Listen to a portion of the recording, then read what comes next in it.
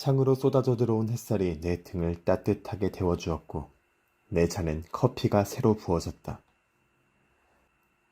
더러운 짓거리야. 카일 퀸이 말했다. 깔끔한 하얀 옷을 입은 카일은 말쑥하고 몸집이 자그마한 남자로 비드포드에 있는 팰리스 식당의 주인이었다. 그가 요리사를 겸하는 팰리스는 내가 지금껏 본 중에 가장 청결한 간이식당이었다. 대개 간이식당에서 밥을 먹으려다 요리사의 꼴을 보게 되면 항생제 코스를 주문해야 할 것 같은 심정이 되는데 카일의 차림새는 깔끔함 그 자체고 주방에도 얼룩한 점 없었다. 팰리스의 위생 상태는 병원의 집중치료실 못지않았다. 외과 의사의 손도 카일의 손만큼 깨끗하지 못할 것이다. 팰리스는 메인주에서 가장 오래된 식당 차식 간이식당이었다. 매사추세츠주 로웰 소재 폴라드사에서 주문 제작한 식당 차량은 몸체에 칠해진 빨간색과 흰색 페인트가 아직도 선명하고 깨끗했다.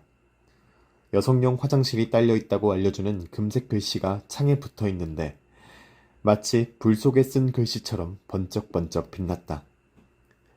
팰리스는 1927년에 문을 연 뒤 지금까지 소유주가 4번 바뀌었고 5번째 소유주가 카일이었다. 아침 식사만 팔고 정오가 되기 전에 문을 닫는 이 간이식당은 평범한 일상생활을 좀 더 견디기 쉽게 해주는 작은 보물 중 하나였다. 그래요. 나는 카일의 말에 맞장구 쳤다. 더러운 짓 중에서도 최악이지. 내 앞에 카운터에 포틀랜드 프레스 헤럴드지가 펼쳐져 있었다. 일면 제일 하단, 접히는 부분 아래쪽에 이런 기사가 실려 있었다. 경찰관 살해사건 수사 난항. 기사의 주인공인 포스터 젠드로 경관은 사코마을 경계선 바로 안쪽에 있는 옛 블루문 술집 뒤편에 주차된 자신의 트럭에서 총에 맞은 시체로 발견되었다. 당시 그는 비번이었고 시체로 발견되었을 때의 옷차림도 민간인 복장이었다.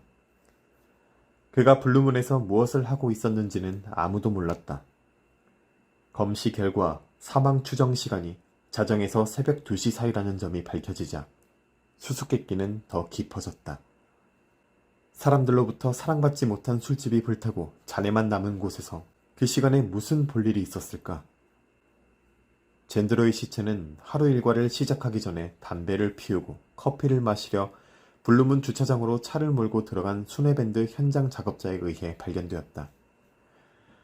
그를 죽음에 이르게 한 것은 가까운 거리에서 발사된 22구경 총알 2개였다. 하나는 가슴, 하나는 머리에 박힌 것으로 보아 전형적인 처형 방식을 암시했다. 거긴 온갖 골칫거리를 불러들이는 곳이에요. 카일이 말했다. 불타고 남은 것들을 깡그리 밀어버렸어야 됐는데. 맞아요. 근데 그러지 않고 뭔가를 설치했었죠. 묘비예요. 셀리 클리버의 이름을 새긴 묘비. 카일은 나처럼 여태 눌어붙은 손님들에게 커피를 따라주러 걸어갔다.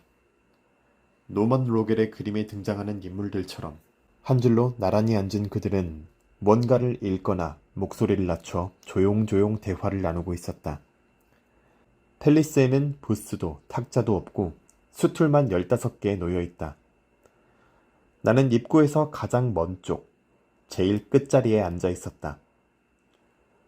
오전 11시를 넘긴 시간이어서 슬슬 문을 닫을 때였다. 하지만 카일은 서둘러 사람들을 몰아내지는 않을 것이다. 여긴 그런 곳이다. 셀리 클리버.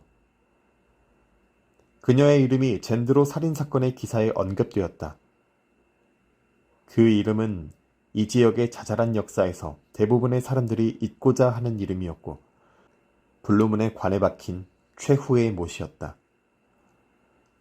그녀가 죽은 뒤 블루문은 폐쇄되었고 몇 달 뒤에는 불이 났다. 소유주가 방화 및 보험 사기 혐의로 신문을 받았지만 관례에 따른 조사일 뿐이었다. 나무 위의 새들은 클리버 가족들이 블루문의 성냥을 그었다는 것을 알고 있었고 한마디라도 그걸 비난하는 말을 입에 올리는 사람은 아무도 없었다. 블루문이 문을 닫은 지도 거의 10년이 지났다.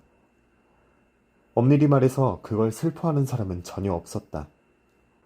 뻔질나게 드나들었던 술꾼들도 마찬가지였다. 동네 사람들은 그 술집을 블루무드라고 불렀다. 들어갈 때보다 기분이 좋아져서 나오는 사람은 아무도 없었다. 눈앞에서 개봉된 것 외에는 입에 대지 않아도 그랬다. 블루문은 음산한 곳이었다. 벽돌 건물 위에 전구 4개로 밝혀진 외부 조명은 번갈아가며 언제나 하나는 꺼져 있었다. 실내는 어둑한 조명으로 불결함을 가렸고 술꾼들에게 안정감을 주려는 건지 수틀이란 수틀은 모조리 바닥에 주저앉아 있었다. 만성 비만자용 요리교실을 연상시키는 빈약한 메뉴가 있긴 했지만 손님 대부분은 알코올 소비를 부추기기 위해 소금을 듬뿍 쳐둔 무료 땅콩 안주로 배를 채웠다. 영업시간이 끝나면 밥을 굶은 사람들이 남은 땅콩을 욕심껏 움켜쥐고 바텐더인 얼 헨리가 개수대 옆에 보관해둔 커다란 봉지 쪽으로 몰려들었다. 얼은 블루문의 유일한 바텐더였다. 그가 아프거나 술꾼들을 상대하는 것보다 긴한 용무가 있을 때면 블루문은 문을 열지 않았다. 하루치 알코올을 채워넣기 위해 술집을 찾은 사람들이 블루문의 문이 잠긴 걸 보았을 때 안도감을 느꼈을지 아니면 짜증을 냈을지는 정확히 알기 어렵다. 그러다 셀리 클리버가 죽었고 블루문도 그와 함께 죽었다.